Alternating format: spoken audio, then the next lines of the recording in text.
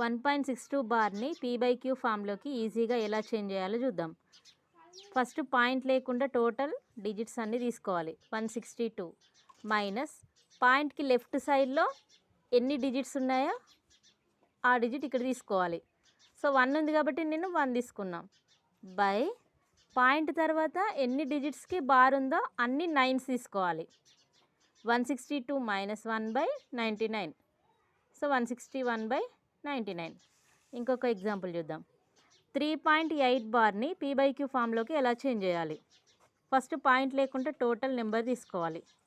38 minus పాయింట్కి left సైడ్లో ఎన్ని డిజిట్స్ ఉన్నాయో అన్నీ ఇక్కడ తీసుకోవాలి. సో 3 ఉంది కాబట్టి నేను 3 తీసుకున్నా బై పాయింట్ తర్వాత ఎన్ని డిజిట్స్కి బార్ ఉందో అన్ని 9s తీసుకోవాలి. సో ఒకటే ఉంది కాబట్టి 9.